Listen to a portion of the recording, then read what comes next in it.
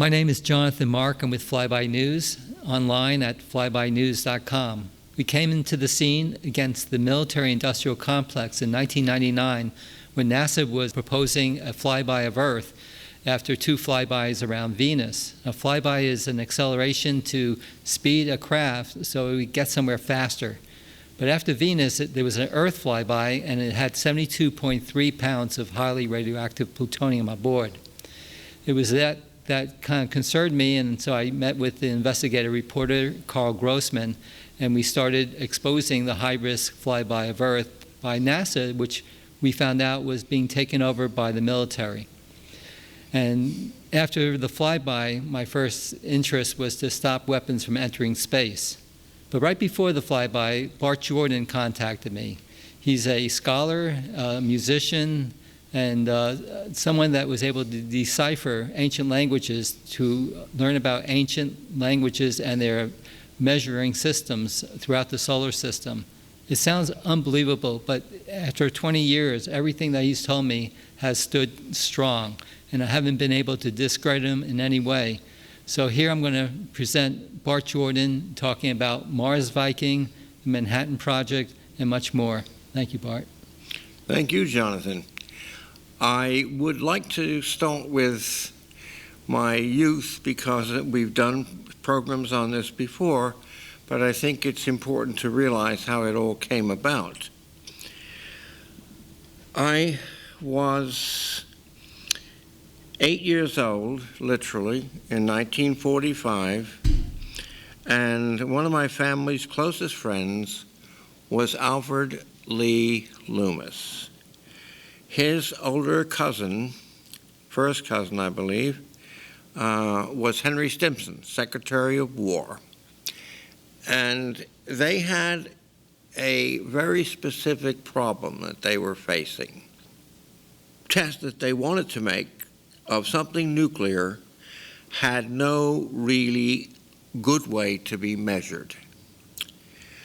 I say this because they talked about things in terms of TNT, dynamite, and things of this nature. And so being an enterprising little boy, I went and talked to people on the Long Island Railroad. And some of them had worked, and their families had worked on much larger projects where they had to go through all kinds of bad territory in order to get the train track where it needed to go. And so they said to me that these, what they call powder monkeys, meaning people who were experts in explosives on the level of dynamite, TNT, and so, they said that's no way to judge anything that's nuclear, because even they knew that at that time that would result in an entirely different type of explosion, and that you couldn't use scatter patterns or anything else such as would be in slow-mo scene with what they were using to judge anything, no matter how many hillsides you blew up. So I said, well, what would be common to anything that could be measured would be frequency in sound. That was a novel idea. And so I guess Dr. Loomis wanted me to say how that might be done. So he and Ernest Lawrence came to our house, which was actually a rented house. And this was in Amagansett, Long Island, next to East Hampton, a very wealthy community, that is, in Southampton. Everybody knows the Hamptons. And, of course, Dr. Loomis was one of the most wealthy people in that community. So he showing up at my door, and with my grandfather, myself, our maid, and the dog, that's all that was there. And Dr. Loomis and Dr. Lawrence proceeded to say, "We like your very novel idea." And another scientist happened to be going past the East Hampton Library where you were and saw a drawing of something you claimed the Greeks considered the abuse of light. The ancient Greeks, very ancient Greeks. And you, knowing Greek and knowing Latin and knowing Hebrew and Aramaic, because your grandfather would not let you learn the family languages, which were French and German, until you had accomplished more with the ancient languages, knew that there might be something to what you were saying. So they said, can you show us more about that drawing? So I did. And I said that if it were done according to what I understand, in the first 6 milliseconds of that event, you would have a measurement that would match something that was within our understanding as connected with chromosomes. And both of the men looked very stunned at me and said, what do you know about chromosomes? You're only 8 years old. And I said, I don't know much, but I know that there are 23, and 23 here and 23 there. That's a total of 46. But I said, but that doesn't explain the multiplication. If you have 23 times 23, that's 529. And if you have 0.23 and 0.23 on either side, that's 529.46. And that's the number of meters that are supposed to be available to the first 6 milliseconds, which would be this orb inside here, or this half circle, this 180-degree part. That's 6 milliseconds. And 9 milliseconds later, total of 15 milliseconds, it would be that you would have 709.64 meters as total. Well, then they want to know, well, can you give us the heights? I said, oh yes, in 15 milliseconds it would be exactly 140 meters high. And the base, I said, well, it's 2 to 1. It's 280. That's why they were concerned that this abuse of light was also a reference point against the amount of time it takes humans to be born. 280 days is 40 weeks, average period of human birth. Now, these things were normally beyond an 8-year-old child to understand, but I was a bit unusual in that I had knowledge of things on the farm, and I also had my grandfather's extraordinary library at my command. And the man himself, speaking 10 languages and the like, was a great guide for me because he didn't treat me as if I were just a little boy. He treated me as if I had a mind that I could use and use effectively. So he asked me to draw. And so you just saw what I drew. And here's the actual reproduction of the test at 16 milliseconds. But the point is, you see a certain amount of decay in the waist or the skirt or the kilt or the ejecta blanket, however you want to state that, and you see parallax distortion. But remember, the cameras recording this are 10,000 yards away. It's pretty clear that this is what the ancient Greeks were talking about.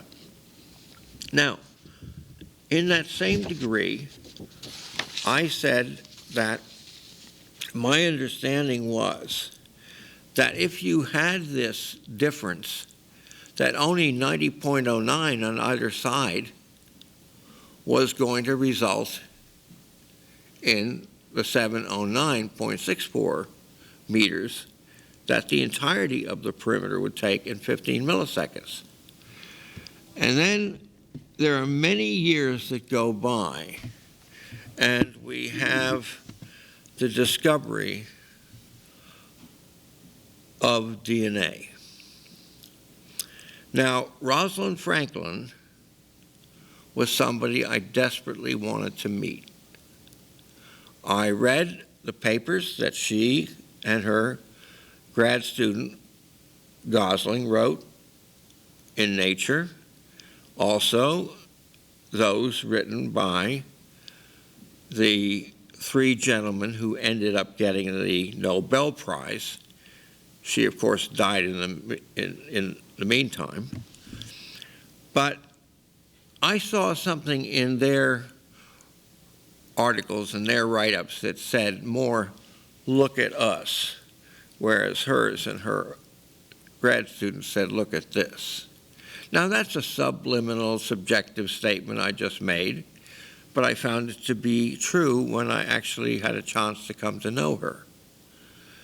And I said to her, all right, if the chromosomes show the dimensionality of the test, and it's accurate, because when we put a Mylar over the photo, it was a dead-on match.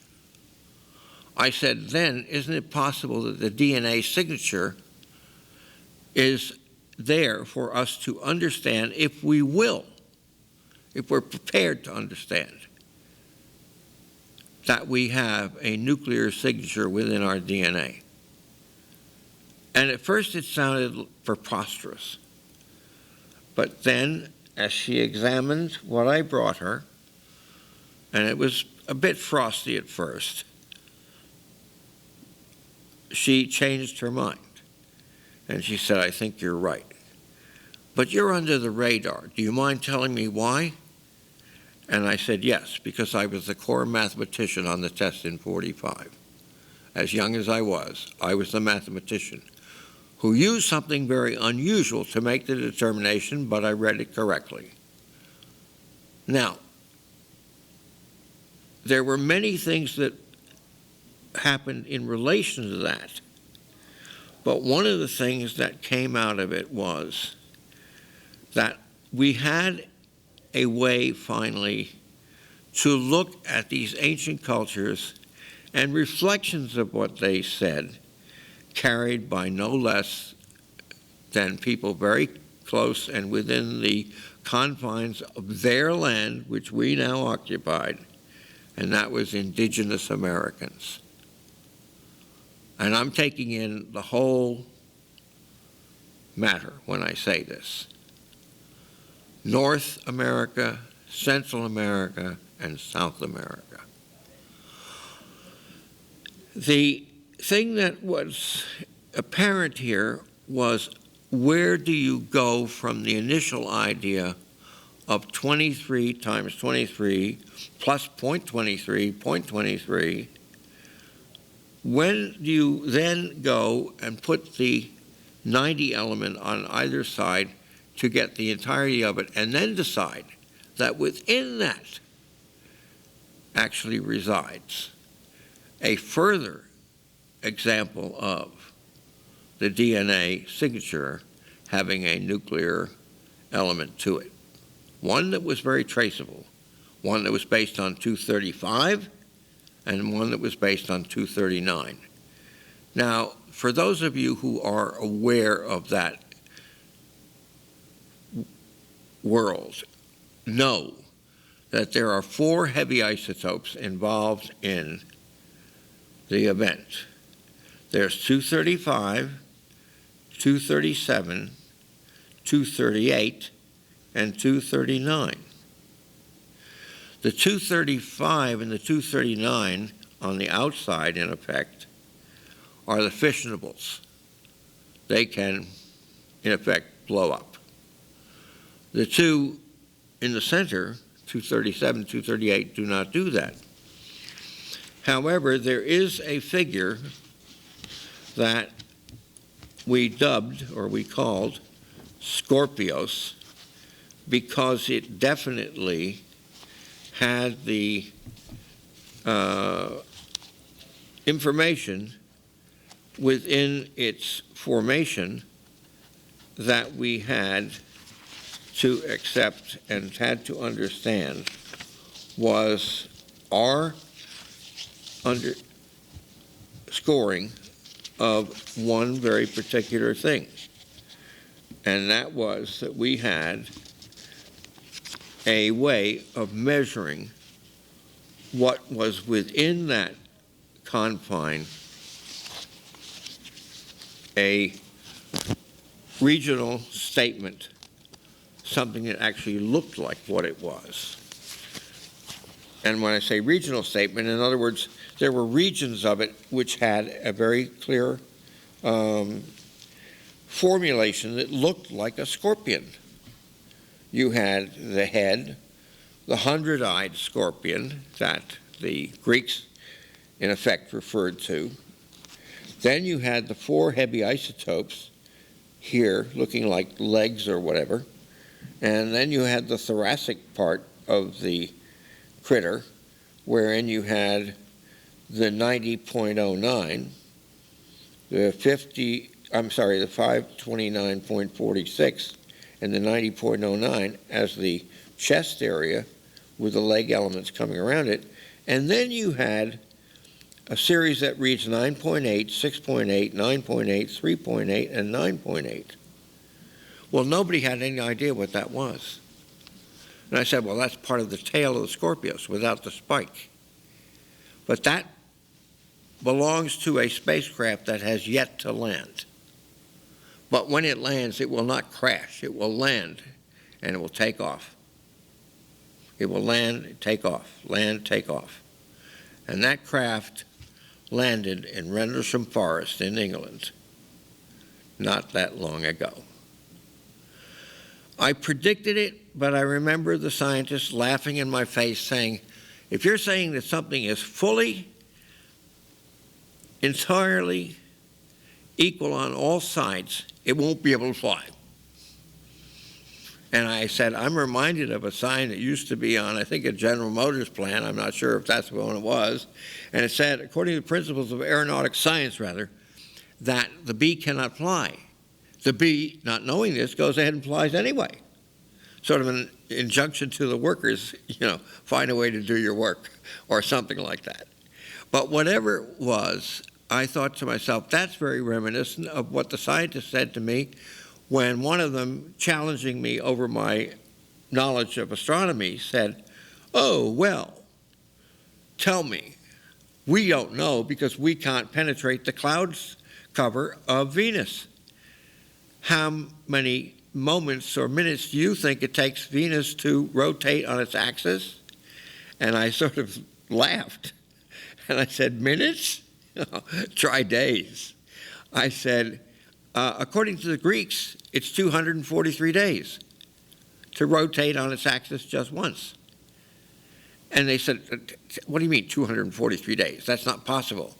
The scientist was absolutely sure of himself. He said anything that would rotate that slowly would fall out of the sky. I'm serious. This is somebody who's a trained astronomer saying this. So I said, well, I don't know about the celestial mechanics and whether Sir Isaac Newton would agree with that or anybody else in between him and now. But I said, somehow I don't think so. Well, why do you think the Greeks think so? And I said, very simple. Aphrodite, the first part is aphoros. They cut the S, of course. But it means, the foam that gathers on the waves. And then the dite, in effect, is like divided or coming out of, and that's why Aphrodite emerges out of the waves. Very lovely story, actually, except that the origin of it is a bit more raw, and we're not going to put that over the television. But in any event, what I am saying here is that that's 993 total. It's 671 for the ophiro part, and the dite is 322. The total, 993. Now, what's 9 times 9? And the scientist that was mocking me said, well, it's 81. I said, good. And what's 3 times 81? He said, 243. You believe that, don't you? You little twerp, or something like that. I mean, it doesn't matter what he said. I said, yes, I do believe it. And I said, before your life is over, hopefully you'll believe it as well. Because by that time we should have radar that can penetrate that cloud cover, and we can determine for ourselves that it's 243 days. In the meantime, would you kindly accept the fact that if this is what we have, and Native Americans can tell us that that's what we have, why do we totally discount what they say? Now, returning to the DNA, the column that's actually published right here, it's a reproduction of 1954. It was in the journal. It's right here in Norton's very official scientific DNA double helix, which when I first was sent a copy of it, sort of renamed it in my mind a double helix. But anyway, that's my take on it. And it says right in this column where they are talking about the coordinates for the atoms of the backbone for a single residue of DNA. And right at the head, you have phosphorus starting with 10.0. 10.0? It's a reproduction of the article itself, and there's no difference in what it says and what the articles have said since that period that it was produced in 1954. Now, come on. I think Watson is still alive. He's a few years older than myself. I think like 9 years older. He must be around 90 these days, but hopefully there's no wind running through his attic and he can finally answer some of these questions. But in any event, he has yet to be questioned about it. If you have anything but 10.09, you have nothing. Because that's the basis for your backbone. It says right here, and it begins with phosphorus, and that's true. Now, let's see what the Denali have to say about it. They said to me, when I was quite young, that if you took each bone of the, first of all, they held up the hand, the left hand in this case, and they said that each of these bones in your fingers, of which there are 14 finger segments, is a building block element of life. Well, if you take that whole column to be that, if you add it up, it's 111.09. Well, if you repeat that 14 times, and if you put in between the spaces, okay, the minutes of Phobos and the minutes of Deimos and the minutes of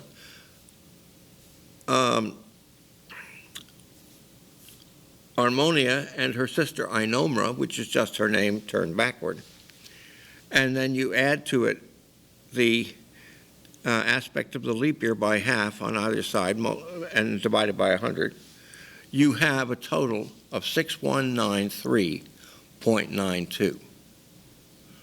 Would it not surprise everybody out there if they bothered to do the math?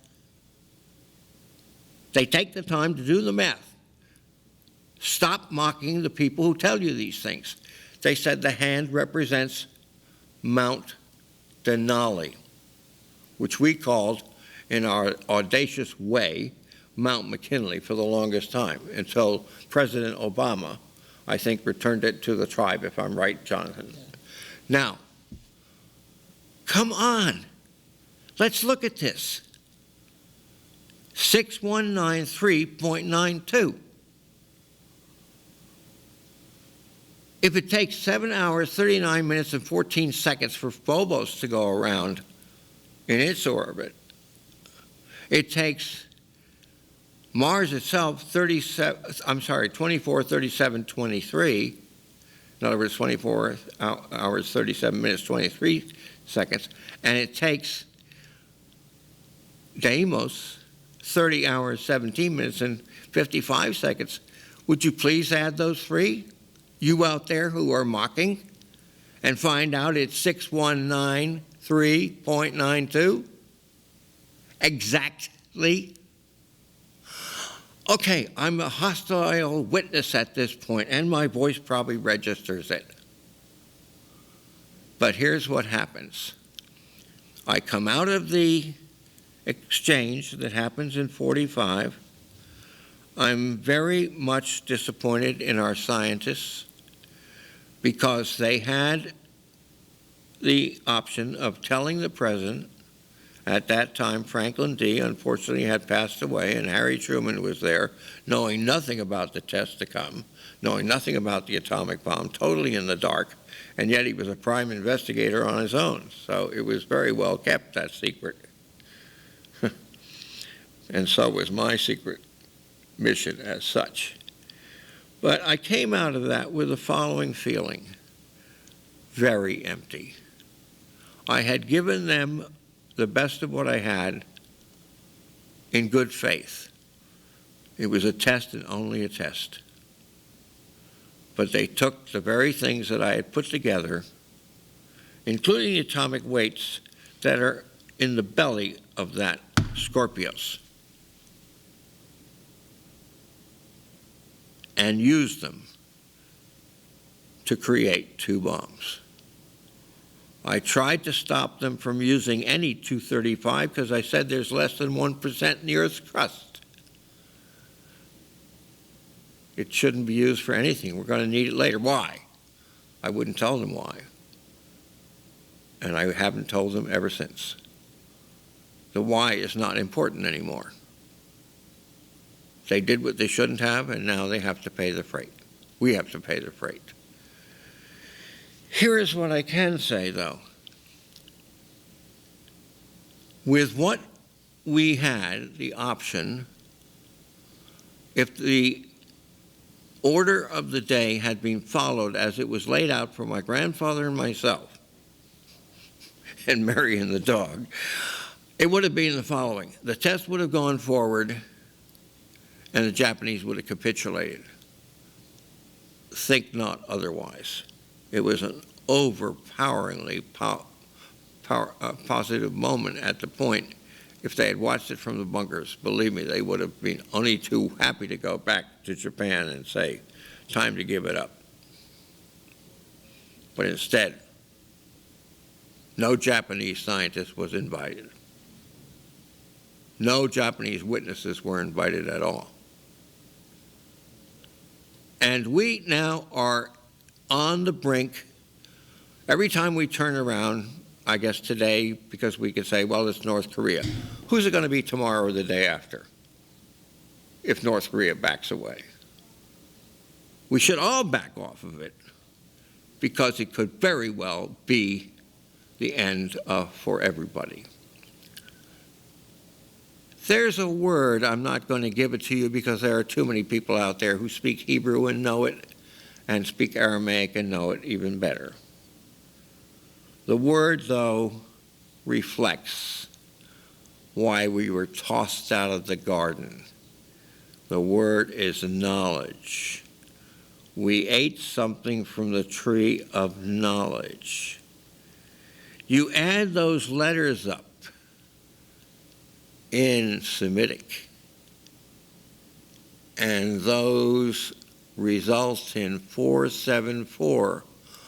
Why did none of the scientists, and there were a few that knew Hebrew quite well, why did none of the scientists say, okay, you've given us a reason for concern because 235 and 239 add to 474. Knowledge. Okay, so where are we today? In no better place than we were. In fact, in less of a better place than we were in 45. It has absolutely undone my life. I will say that. And if I didn't have good people that I could go and speak with ever so quietly, because I was wholly under the radar for better than 60 years, actually 75 years, really, all told. I can't tell you how hateful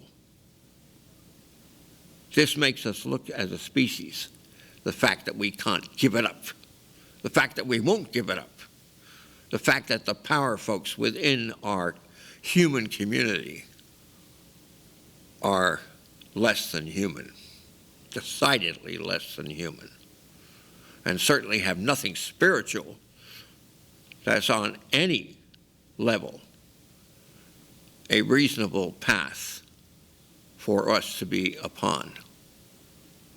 We don't follow our own laws in this country. We make a mockery of our Constitution. We look at George Washington's farewell address and say, farewell to you, buddy. We don't even want to hear from you. Now, there are so many things that I, as an American, find un-American, and I object to very strongly. But the hoaxing that's gone on, for example, telling the world, and that world contains an awful lot of little people who, when they grow up, they want to be astronauts and walk on the moon or go to Mars or whatever, when the totality of that idea is thoroughly absurd. It can't be done. And it won't be done for a long time, if ever.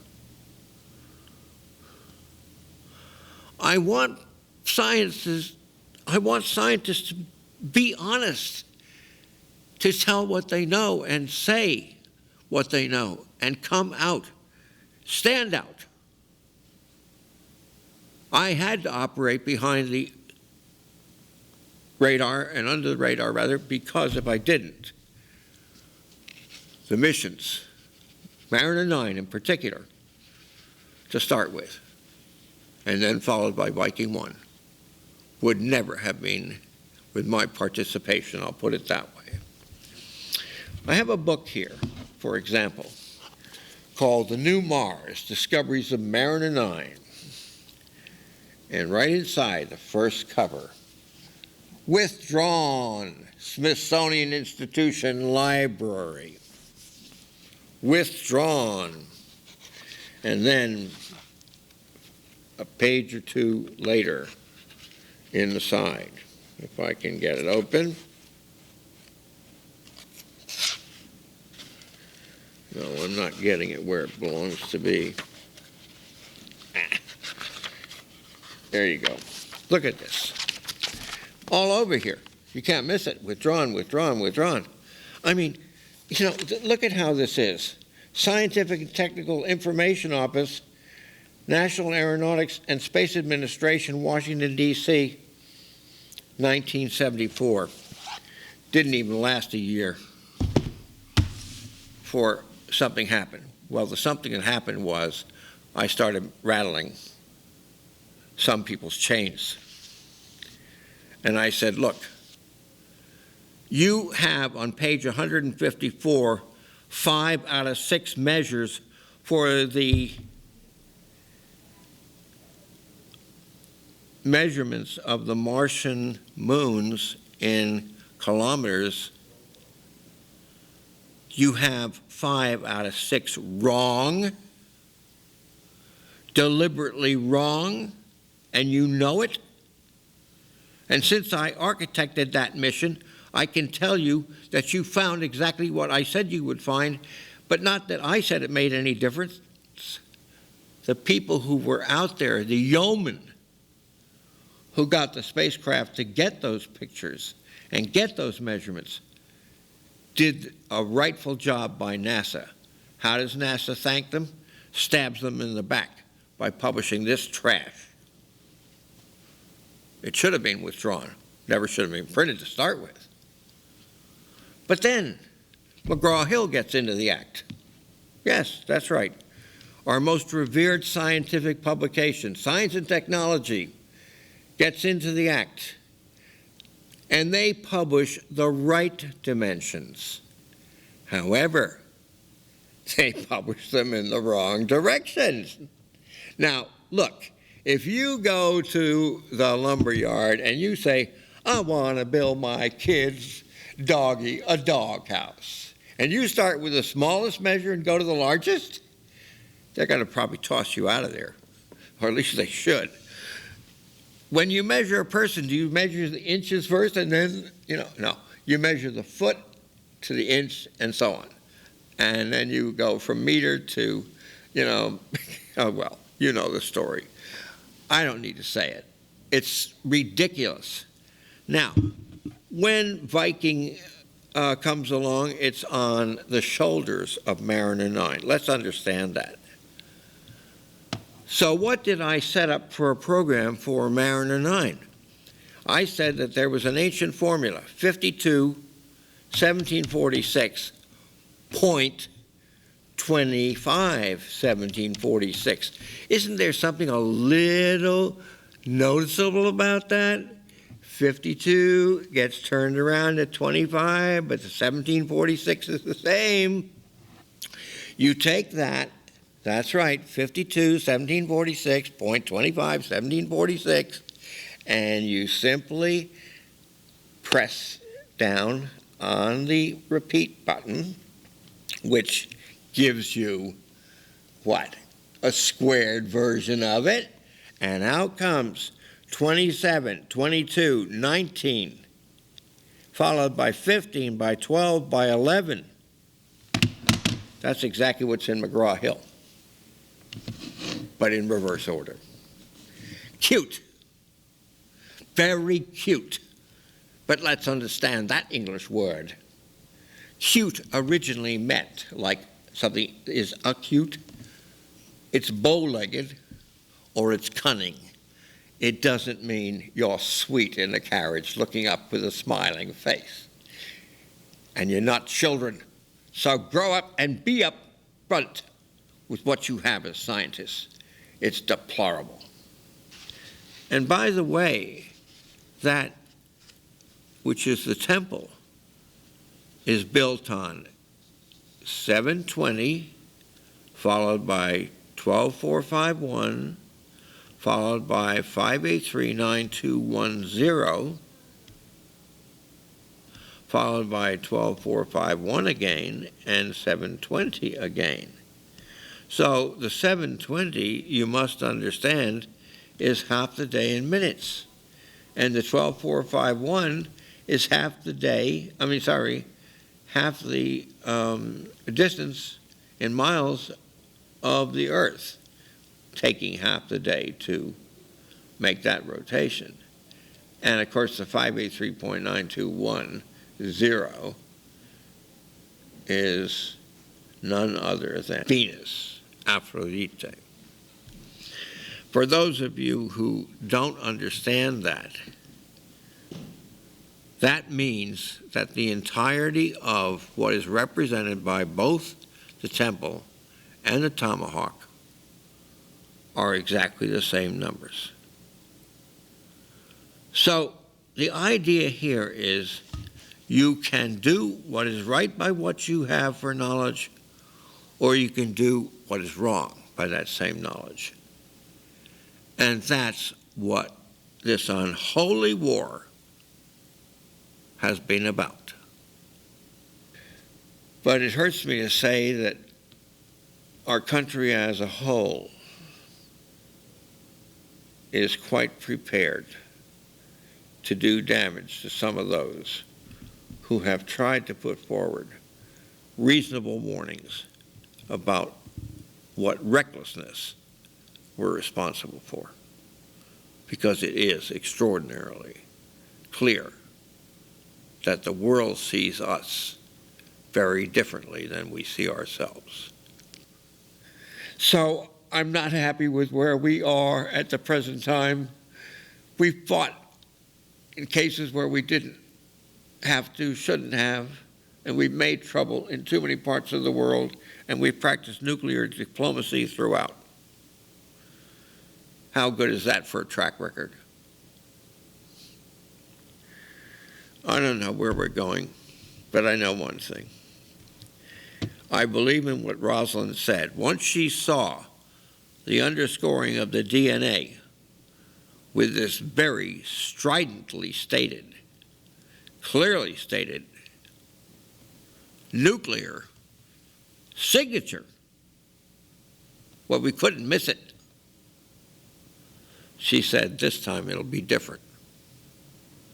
We won't walk away from this one. I believe the dear girl was right.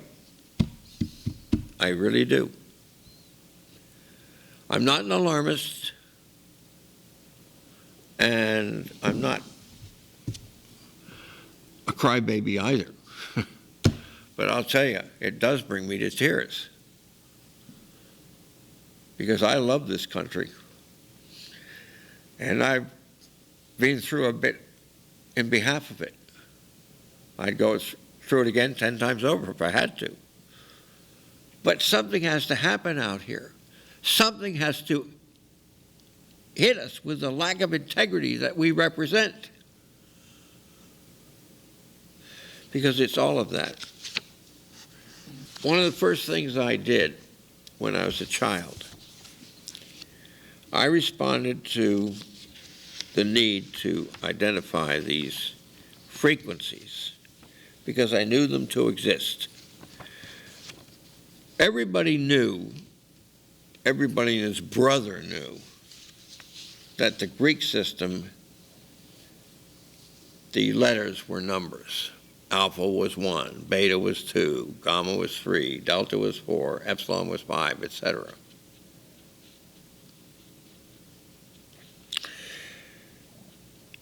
They knew that about Semitic language as well, before the Arabs got into the mix and started doing things according to different codes. For military purposes, of course. What else? By the way, before you go too far in the direction of thinking, prejudice against Arabs, let me say that some of the finest work ever in recovery of ancient Greek texts were done by the Arab scholastics. You have standouts like Al-Farabi, Al-Kindi, even Misjah, Zalzal, etc. Beautiful stuff. And they probably saved more Greek text than the Greeks combined. That's a pretty sad statement right there. But in any event, the people who were the most lax about their past and the fact of number association with the letters of their alphabet were ironically the Germans. That's right, my half of the culture. So I felt obliged as one who spoke German to go back and see what I could do. So we are going to publish the full range of letters with the numbers that apply to them for the Hellenic or the Greek, the Germanic, and the Semitic based on Aramaic, the much older language than Hebrew, but one which has the same 22 letters. So you have 25 in the original Greek, you have 24 in the German, and you have 22 in the Semitic. The difference is that the Greek is made up of 5 trichords, and those trichords are like G, A, B, C, D, E, F, G, A, and then you go to flats and sharps and so on. Well, I have had musicologists look at me with a sneering, snarling kind of dismissive face and say, trichord isn't in the dictionary of music, just tritone. And they get very uppity about it. And I said, well, that's right. I can't help the ignorance of those who put and compile dictionaries. But that's what is actually the basis. And it's interesting, by the way, that the frequency total is 4839.62.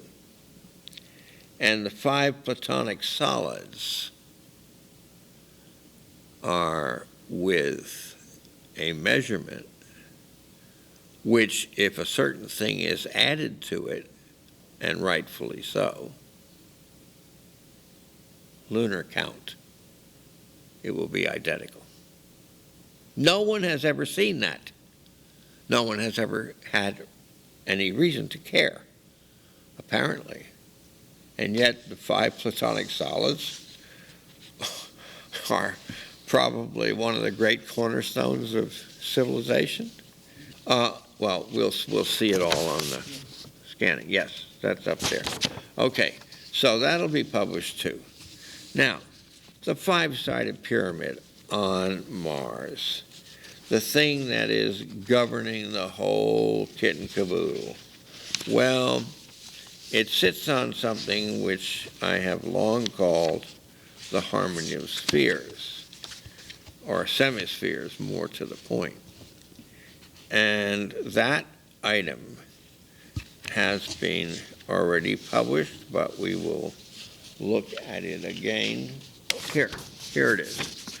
Now, again, you go alpha, beta, gamma, delta, epsilon, etc. And it goes right around, and it has 5 semicircles. Now, what happens is there that then the five-sided pyramid is like this red thing. It sits there, and that's what gives the dimensionality to that thing, not the false things that they showed you. But that's, again, typical of NASA. They found clever ways to let these people run with the ball and write absolute total garbage. But, you know, that's what happens. Here are the actual Greek letters that apply, okay? And those numbers also have frequencies. So that is the basis of the five-sided pyramid. You can easily see it from here to here to here and down to here and up the side here. There's your five-sided pyramid. But the thing is, since it is on arcs that it's formed, it means that the generation of wrongful proportions is easily missed if you don't have it spot on. And the same thing is true of something like the sight piece that I have here. Try as I would, I could not get NASA to send me the upper photograph in what could be considered readable. I mean, that's not right. That's not cricket, but it's also not good science. And if NASA is upset with me for telling the story, then they shouldn't have done what they did, okay? By the way, the same information that gave the dove descending that we showed earlier also gave this face. I'm putting it up here because my father asked me to, a long time ago, not sell it to a very rich person from the Arab Emirates, and I obeyed his thought. But what it shows is, it says God, but actually it probably was a king at the time. And it just says that for the sake of creation and all created, think not of a vengeful God, but of a weeping God, And I didn't mean it to be taken by the Iranians as God. I just wanted them to understand that there were those who were advising, including, you know, their ancient kings at the time, would be about 7,000 years ago, that they needed to think differently about things. Well, those paddle tier eye elements were found at Easter Island. And Tor Heyerdahl asked me to